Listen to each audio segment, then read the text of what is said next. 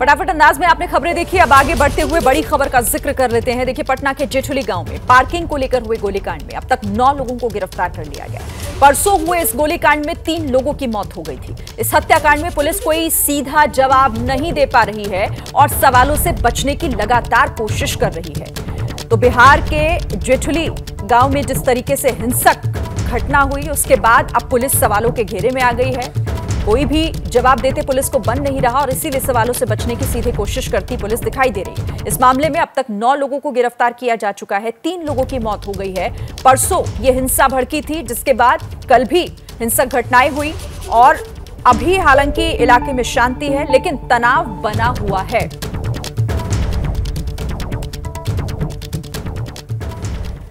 तो पटना के फतुहा में 24 घंटे तक हिंसा होती रही, लेकिन पुलिस प्रशासन वहां सोता रहा। आखिर हिंसा पर काबू क्यों नहीं पाया गया? जब यही सवाल एबीपी न्यूज की संवाददाता निधि श्री ने पटना ग्रामीण के एसपी इमरान मसूद से पूछा, तो देखिए कैसे वो सवालों से बचते हुए और भागते हुए नजर आए।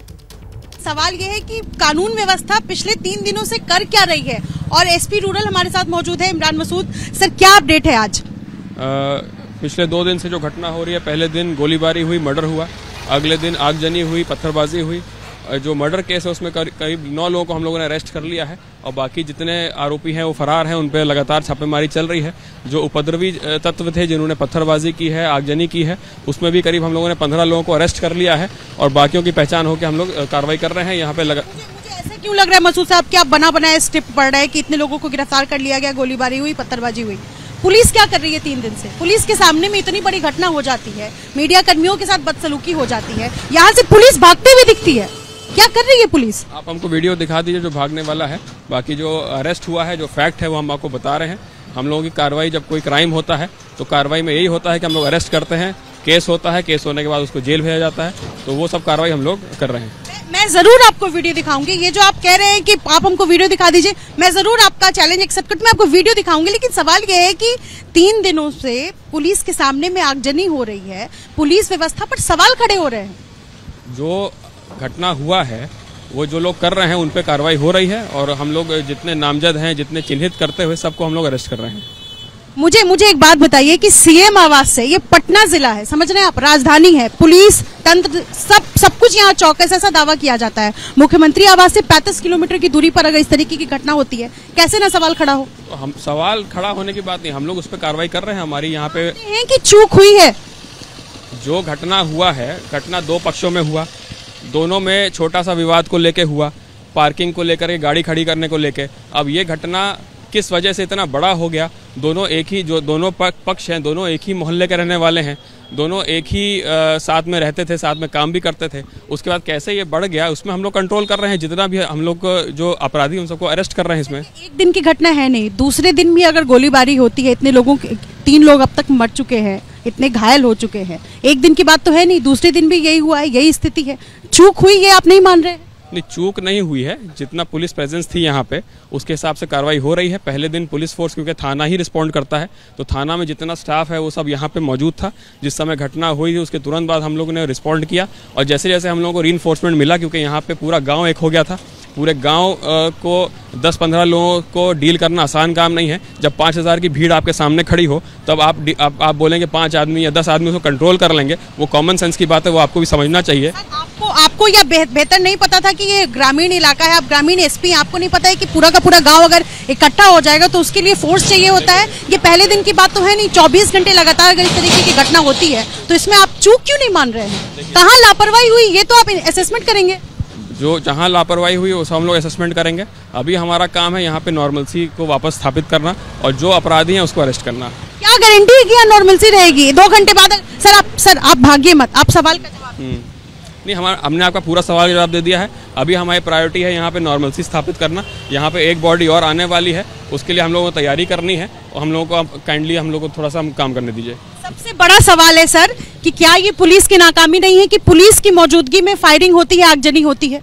नहीं, हमने आपको पहले बताया ये दोनों पक्ष एक ही गांव के रहने वाले हैं और छोटी सी बात को लेकर विवाद हुआ, सिर्फ गाड़ी की पार्किंग को लेकर विवाद हुआ और वो विवाद आमतौर पे हर जगह चलता है, हर घर में चलता है। ये आम बात है। उस तरह का इतना बड़ा ये हो जाएगा, इसको एंटिसिपेट करना उस समय आसान काम नहीं था कि इसको हम एंटिसिपेट कर लें कि कोई इस तरह की छोटी सी बात को लेके इतनी बड़ी फायरिंग हो जाएगी। लेकिन फायरिंग जब हुआ है तो हम लोग उस पर रिस्पॉन्ड किया है, हमने जो आरोपी उनको अरेस्ट भी किया है। बात समझ रही हूँ कि इतनी छोटी सी घटना इतनी बड़ी हो गई कि पुलिस के लिए मुश्किल हो गया, लेकिन पुलिस एंटिसिपेट नहीं कर पाई ना इसको। पुलिस को कामयाबी नहीं मिली। हालात कॉमन सेंस से नहीं समझ रही है बात को। जब मुझे कॉमन सेंस समझा रहे हैं, आपके सामने स्थिति भयावह है, आप मुझे क्या कॉमन सेंस समझा रहे हैं सर? वही बताया कि जब छोटी सी बात इतनी बड़ी हो जाती है तो आप उसको हर चीज को एंटिसिपेट नहीं कर सकते हैं। अगर दो लोगों में गाड़ी की पार्किंग को लेकर विवाद हुआ, उस पर गोली चल जाएगी, इस चीज को एंटिसिपेट करना हर चीज आसान नहीं है। लेकिन जो घटना हुई उसमें हम लोगों ने तुरंत कार्रवाई करी और अरेस्टिंग भी करी है। तुरंत कैसे कार्रवाई कर ली आपने? रविवार, सोमवार, आज मंगलवार है, तीसरा दिन है। Thank you so much.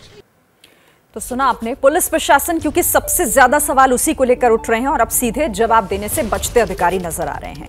Bihar के उद्योग मंत्री समीर कुमार महासेठ ने फतुहा हिंसा पर एक अटपटा सा बयान दे दिया है। उनका कहना है कि भारत सरकार ने अगर रोजगार दिया होता तो इतना आक्रोश नहीं होता। उनका कहना है कि हर आदमी की कमाई घट रही है और महंगाई बढ़ रही है, इसीलिए लोग गुस्सा हैं। तो इस घटना को से जोड़ते हुए ये अटपटा सा बयान सुनिए। जो भी चीज है गलत है, लोग में आक्रोश इसलिए बढ़ रहा है कि नीतियां अगर है रोजी रोजगार देने का, अगर 2 करोड़ अगर दिया रहता है भारत सरकार तो रोज मैंने इतना फ्रस्ट्रेशन नहीं होता। हर एक आदमी का इनकम घट रहा है, महंगाई बढ़ रही है, आक्रोश है। तो पटना के जेठुली गांव में पार्किंग को लेकर जो यहां पर घटना हुई, गोलीकांड हुआ, उसके बाद गांव में फिलहाल शांति दिख रही है, लेकिन तनाव अभी भी बना हुआ है। हिंसा में मारे गए गौतम राय के घर वालों और गांव वालों ने आरोपी बच्चा राय और उसके परिवार के अधिकतर घरों और गाड़ियों को आग के हवाले कर दिया। घाट पर जगह जगह जली हुई गाड़ियां, बाइक पड़ी हुई हैं। भारी संख्या में पुलिस बल तैनात है। हमारे संवाददाता वरुण जैन की एक रिपोर्ट आपको दिखाते हैं। जेठुली गांव में फिलहाल स्थिति नियंत्रण में है, लेकिन तनाव अभी भी बरकरार है और यही वजह है कि बड़ी संख्या में जो पुलिस बल है उसके इलाके के अंदर तैनाती की गई है, जो लगातार इलाके के अंदर पेट्रोलिंग कर रही है। इस वक्त हम जेठुली गांव के उसी गंगा घाट पर मौजूद है। आपको मैं दिखा दूं, ये वही गंगा घाट है जहां पर पूरा का पूरा जो तनाव है शुरू हुआ था, जहां से इस घटना की शुरुआत हुई और उसके बाद जो स्थिति है वो नियंत्रण से बाहर होती चली गई। बच्चा राय के जो समर्थक थे उन्होंने गोलियां चला दी। बच्चा राय भी यहां पर पहुंचे, उनकी तरफ से करीब 50 राउंड फायर किए गए, जिसमें 3 लोगों की मौत हो गई। जो गाड़ियां हैं और जो टेम्पो है किस तरीके से आग के हवाले कर दिए गए हैं। इतना ही नहीं, कई दर्जनों जो मोटरसाइकिल है उनको यहाँ पर देखिए जला दिया गया। जो गाड़ियाँ हैं वो आग के हवाले कर दी गई। कई एकड़ में जो जमीन है वो उनके पास है। और आप इधर देखिए, अगर मेरे कैमरामैन दिखाएं तो किस तरीके से घर के अंदर घुस कर जो लोग थे उन्होंने यहाँ पर आगजनी है वो की। कहीं ना कहीं प्रशासन के भी हाथ पांव इस पूरी घटना के बाद से फूलते हुए नजर आ रहे थे। गोलीबारी के बाद आगजनी की। अगर आप आगे बढ़ेंगे, जहां मैं आपको दिखाऊं, जो ये पूरा इलाका है जेठुली गांव का, जो ये घाट है गंगा का, इसके आसपास बहुत बड़ी संख्या में जो घर है, जो जमीन है, वो बच्चा राय की है या फिर उससे जुड़े जो उसके रिश्तेदार, जो परिवार के लोग हैं, उनसे ये जुड़ी जमीन है। और देखिए जो तनाव है वो अभी भी बरकरार है। प्रशासन इस बात को अच्छे से समझता है और यही वजह है कि भारी संख्या में जो पुलिस बल है उसकी यहाँ पर जो तैनाती है वो की गई है, जिससे कि स्थिति एक बार फिर से नियंत्रण से बाहर ना हो। फिलहाल इस पे पुलिस ने 7 लोगों को गिरफ्तार किया है और इस तरीके से गांव वालों ने बच्चा राय और उसके परिवार की जितनी भी संपत्तियां थी उनको आग के हवाले कर दिया। कैमरामैन वेद पांडे के साथ वरुण जैन, एबीपी न्यूज, बिहार। जली हुई दर्जनों गाड़ियां गंगा में तैर रही। हिंसा में हुई मौत के बाद आक्रोशित लोगों ने वहीं किनारे खड़ी हुई गाड़ियों में आग लगा दी। मीडिया कर्मियों के कैमरे पर पानी भी फेंक दिया। हमारी संवाददाता निधि श्री की एक रिपोर्ट देखिए। पटना के पास जुठौली में हुई हिंसा का आज तीसरा दिन है। ग्राउंड जीरो से एबीपी न्यूज लगातार आप तक तस्वीरें पहुंचा रहा है और इस वक्त मैं गंगा किनारे मौजूद हूं। आगजनी हुई और आगजनी के बाद क्या यहाँ पर तस्वीर है और क्या बयां कर रही है, ये मैं आपको दिखाती हूँ। ज़रा अपने सहयोगी वेद पांडे से कहूँगी कि पहले तो जितनी गाड़ियाँ जली हैं उन जली हुई गाड़ियों के निशान दिखाएं, चूँकि यहाँ पर गंगा किनारे जाने का रास्ता जो है वो बनाया गया हुआ है और यही थोड़ी दूरी पर 500 मीटर की दूरी पर हिंसा हुई, वारदात को अंजाम दिया गया और उसके बाद आरोपियों की जो गाड़ियाँ थी और गुस्से में आक्रोशित जो ग्रामीण थे उन्होंने क्या हश्र किया है, ये तस्वीर है। गंगा किनारे आपको सहयोगी वेद पांडे दिखा रहे हैं कि जितनी गाड़ियाँ हैं, ये देखिए ज़रा, ये ट्रक है, मिनी ट्रक जिसको जला दिया गया, पूरा टायर तक सब कुछ जल चुका है। उसके ठीक बगल में आपको एक जीप नुमा एक गाड़ी है, जीप ही है ये, और इसको भी जलाया गया है। इसके अंदर की भी जो मशीन है वो सब कुछ राख हो चुकी है और उसके बाद पानी में समाहित कर दिया गया है। इसके बगल में ये ठेला गाड़ी है और इसके बगल में एक और ठेला आपको नज़र आ रहा होगा, ऊपर आपको हरे रंग की बोरी नज़र आ रही होगी ठेले पे। जो भी सामान, चूँकि आसपास में कारोबार होता था, कहा जाता है कि सिगरेट की एक फैक्ट्री थी, इसके अलावा बैंक्वेट हॉल था, तो उसके लिए जिन गाड़ियों का इस्तेमाल होता है वो सभी गाड़ियाँ इस आसपास में है। एक और गाड़ी आपको सामने छोटी ट्रक नज़र आ रही होगी और एक उसके ठीक बगल में एक और गाड़ी है। इस हिस्से में जितनी गाड़ियाँ हैं सबकी यही स्थिति है कि इस गंगा किनारे जितनी गाड़ियाँ यहाँ खड़ी थी, आक्रोशित ग्रामीणों ने सब में आग लगा दी, फूंक दिया और उसके बाद पानी में बहती हुई नज़र आ रही है। ये जो तस्वीर है, घटना के तीसरे दिन की जो तस्वीर है, ये इस बात की गवाही दे रही है कि अगर समय पर पुलिस ने हिंसा पर काबू पाया होता, घटना पर कंट्रोल किया होता, तो आज ये हश्र ना होता, आज ये अंजाम नहीं होता। और इसी पानी में कई मीडिया वालों के कैमरे जो है वो फेंक दिए गए, जो मशीन हमारा लाइव व्यू मशीन होता है वो यहाँ पर फेंक दिया गया। आक्रोशित गांव वाले और हिंसा का तीसरा दिन, तस्वीर आप तक। अपने सहयोगी वेद पांडे के साथ निधि श्री, एबीपी न्यूज पटना। तो जेठुली गांव का हर एक अपडेट आप एबीपी न्यूज पर देख रहे हैं। कर्ज में डूबे पाकिस्तान के पास अपनी जनता को खिलाने के लिए ना तो रोटी है, ना ही चूल्हे के लिए गैस है। भूख से बिलखती हुई जनता और हर रोज अंधेरी खाई में धंसती जनता में कोहराम मचा हुआ है और हालात अब ये हैं कि वो अब पाकिस्तान की इस मुसीबत से बाहर उसे निकालने के लिए हिंदुस्तान के प्रधानमंत्री मोदी का नाम पुकार रहे हैं।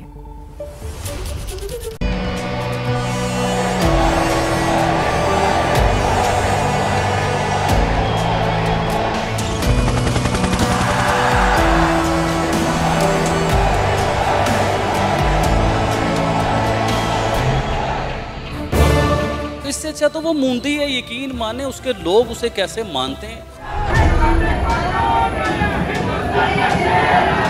हमें मोदी मिल जाए, हमें तो नहीं नवाज शरीफ चाहिए, ना बेनजीर चाहिए, ना हमें इमरान खान चाहिए, कोई भी नहीं, जनता मुशर्रफ भी नहीं चाहिए। हमें सिर्फ प्राइम मिनिस्टर मोदी चाहिए।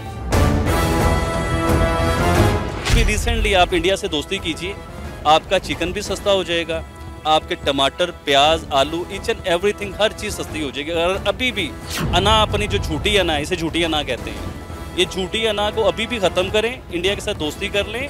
वो बड़ा भाई है, मान लो वो बहुत बड़ा है आपसे।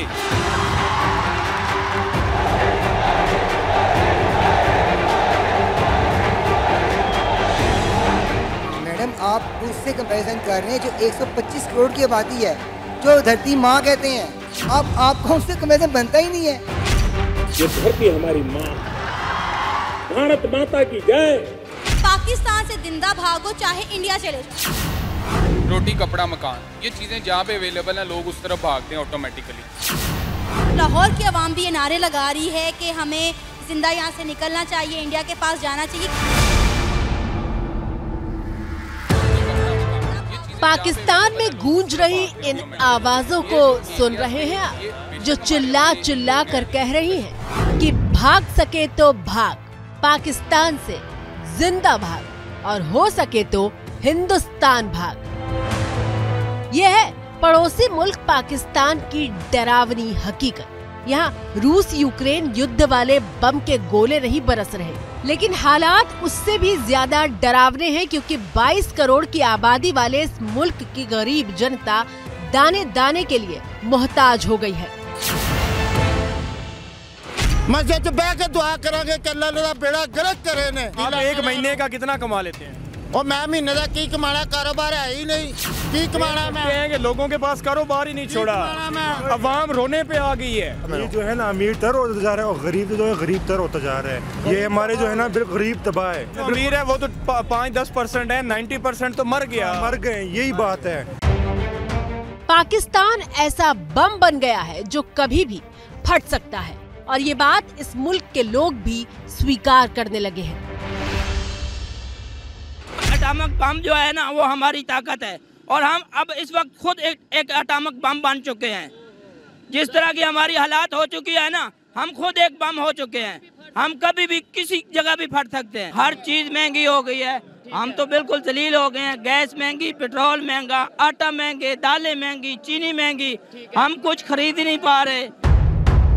जिन्नालैंड जहाँ पेट भर खाना नहीं है, चंद निवाले बनाने के लिए सिलेंडर में गैस नहीं है और कहीं से कहीं तक पहुँचने के लिए गाड़ियों में पेट्रोल नहीं है और कोई हिम्मत करके पेट्रोल पंप पर पहुँच भी जाता है तो 1 लीटर से ज्यादा पेट्रोल भरवाने की जरूरत नहीं कर पाता। पेट्रोल भरवा लिया या भी भरवाना है? जी मैंने अभी भरवा लिया। कितना भरवाया? मैंने अभी लीटर भरवाया। सिर्फ लीटर?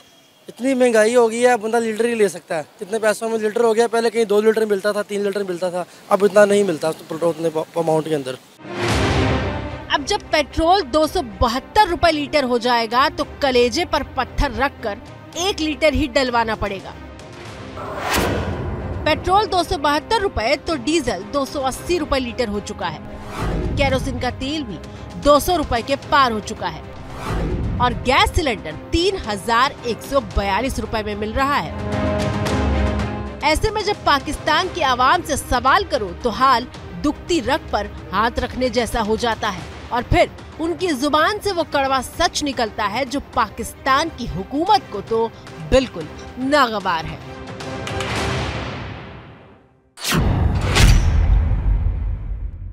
पिछले साल कितने ज्यादा यूथ जो है पाकिस्तान छोड़कर चली गई, पता नहीं किन किन कंट्रीज में गई, लेकिन चले गए। लेकिन अब पाकिस्तान के अवाम कह रही है कि हम यहाँ से जिंदा भागने के लिए तैयार है, चाहे हमें इंडिया जाना पड़े। जी बिल्कुल ठीक कह रहे हैं। ये क्या कर रहे हैं हमारे साथ, ये किस रास्ते पे लेके जा रहे हैं हम लोग? यानी कि ये चाह रहे हैं कि आम सिविलियन जो है वो चोर बन जाए, डकैत बन जाए, पिस्तौल पकड़ ले, छुरा पकड़ ले, चाकू पकड़ ले। पेट्रोल जिस मुल्क में 270-75 रुपए का पेट्रोल हो, चिकन जहाँ 500 रुपए किलो हो, आप बात को समझिए। अभी दिल से दुआ है हमारी कि या अल्लाह हमें मोदी दे दो कि जो 8 साल हमारे मुल्क पे गवर्नमेंट करे और हमारे मुल्क को सीधा कर दे। हम तो इंडिया को पहले तो हम इंडिया के साथ कंपेयर करते थे, अब आप बिलीव कीजिए इंडिया के साथ हमारा कंपैरिजन है ही नहीं, किसी भी लिहाज से नहीं है। वो इधर हैं, हम लोग इधर हैं, इस चीज़ को मानना चाहिए। हम लोग सिर्फ एक अपनी अना पे झूठी तसल्ली जो मीडिया ने दिखाया सारी ज़िंदगी, बचपन से जो हमें पढ़ाया गया कि इंडिया दुश्मन है हमारा, यकीन करें बचपन से ये पढ़ाया होता ना इंडिया हमारा दोस्त है, तो आज हमारा मुल्क कहाँ से कहाँ होना था। सर इंडिया की तो बात ही ना करें ना सर, हम इधर हैं बिल्कुल ग्रास रूट लेवल पे, वो हमसे बहुत ऊपर है। वो इधर उनके सीईओज, गूगल के सीईओज वो इंडिया वाले अभी यूट्यूब के बन गए हैं।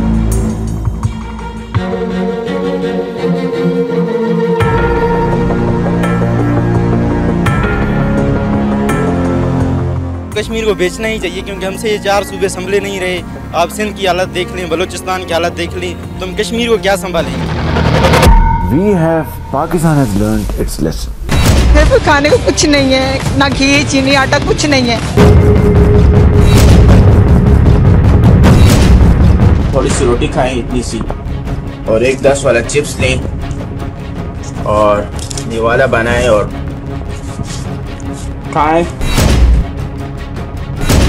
हमारे सियासतदानों ने मार दिया हुआ है, हमारे निजाम ने हमें मार दिया हुआ है। तो ये है पाकिस्तान की मौजूदा तस्वीर, एक मुल्क जिसकी भूख ने तकदीर बदल दी है, जिसकी जमीन से अब कश्मीर नहीं बल्कि आटा मांगने की आवाजें आती हैं।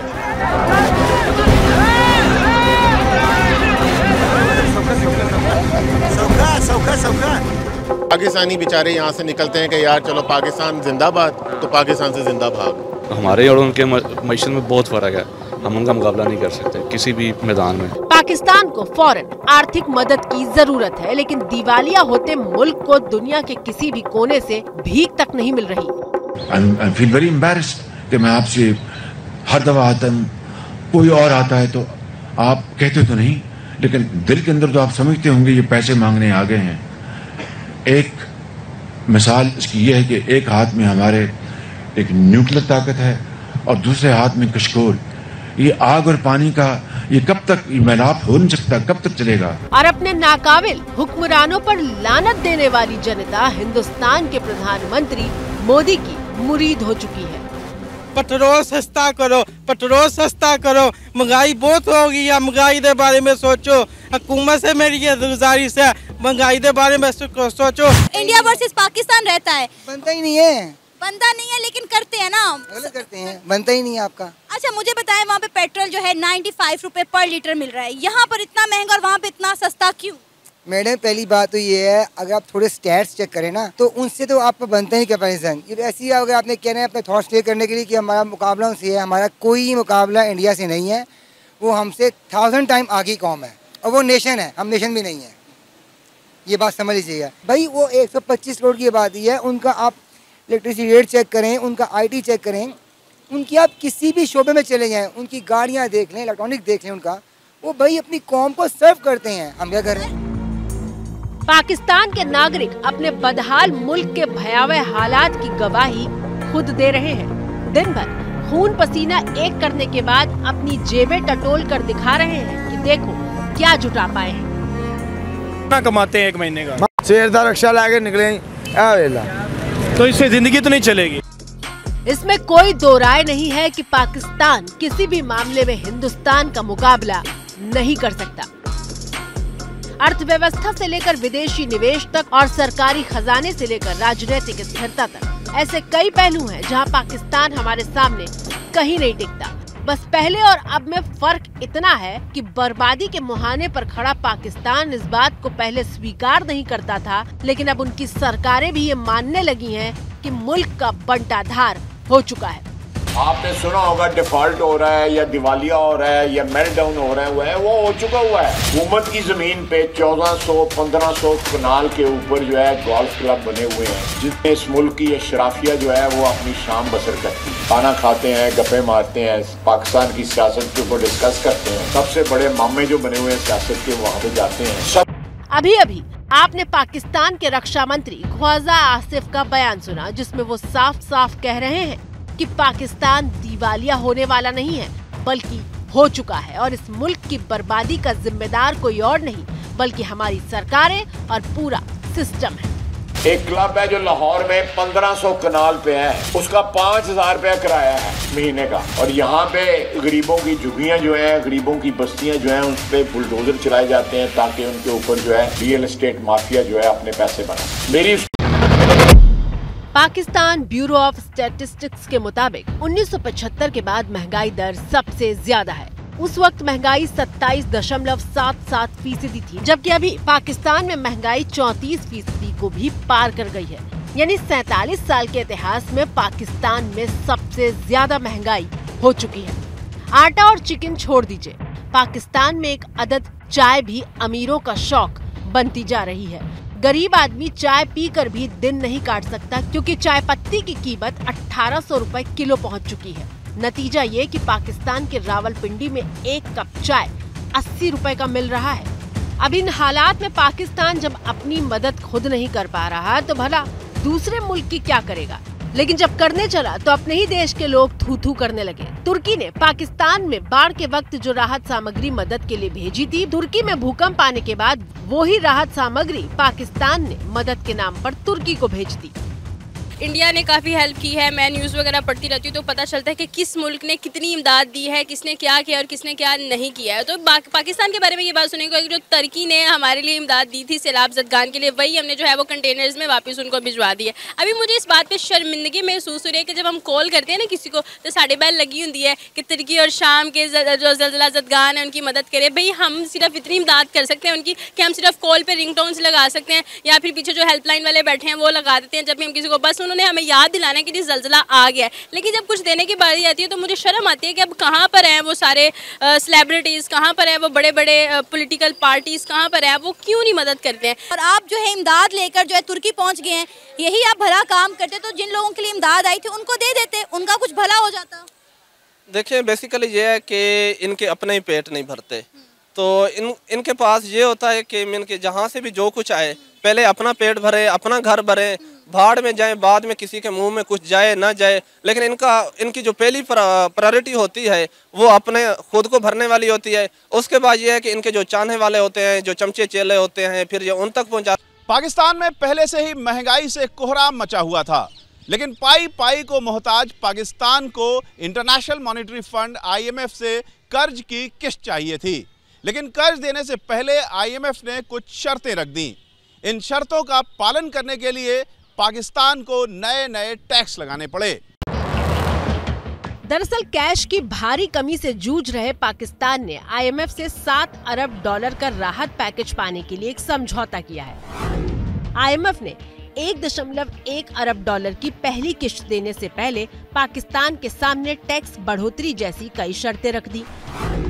IMF चाहता है कि पाकिस्तान सरकार बिजली और फ्यूल 60% महंगा करे, साथ ही टैक्स कलेक्शन 2 गुना करने को भी कहा गया है। अगर सरकार ये शर्तें मान लेती है तो महंगाई अभी से करीब 2 गुनी तक हो जाएगी। पाकिस्तान को किसी भी हाल में कर्ज चाहिए, क्योंकि शहबाज शरीफ के मुल्क में विदेशी मुद्रा भंडार 9 साल के सबसे निचले स्तर पर पहुंच चुका है। हमें भी अपने नेबर कंट्री से हेल्प लेनी चाहिए, ट्रेड करनी चाहिए या नहीं करनी चाहिए? बिल्कुल चाहिए और हम तैयार हैं, हम लेबर आपके साथ तैयार हैं। हम अब जब जहाँ बुलाओगे हम वहीं आने के लिए तैयार हैं। हम रक्षा जलाने के लिए तैयार हैं, खुद जलने के लिए तैयार हैं। हमारे बच्चे भूख से मर रहे हैं, इससे बेहतर है कि हम खुद मर जाएं। हम आपके साथ बिल्कुल तैयार हैं, आप हमें जहाँ बुलाएंगे हम वहीं आने के लिए तैयार हैं। हम इतने जलील हो गए हैं ना कि अगर आप हमें कहें खुदकुशी कर ले तो हम उसके लिए भी तैयार हैं। फॉरेक्स रिजर्व पिछले 18 महीने से लगातार गिर रहा है। इस पर भी मुसीबत यह है कि 2 साल के भीतर पाकिस्तान को $20 अरब का कर्ज चुकाना है। साल 2017 में पाकिस्तान पर सालाना $7 अरब का कर्ज था, जो अब बढ़कर $20 अरब हो चुका है।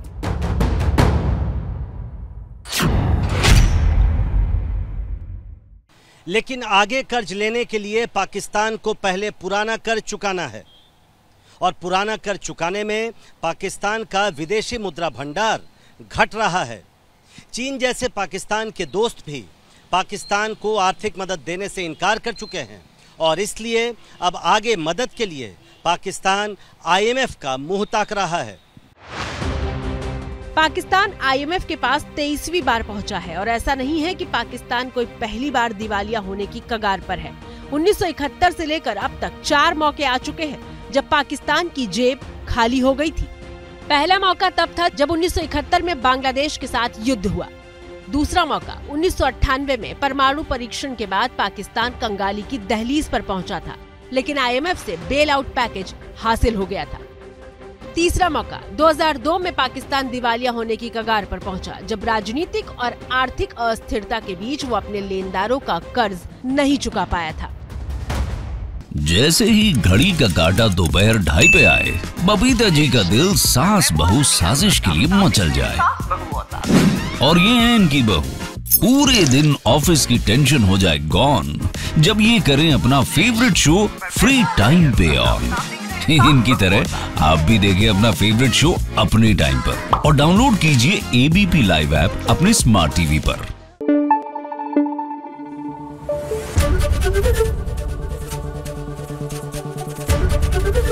ABP न्यूज आपको रखे आगे।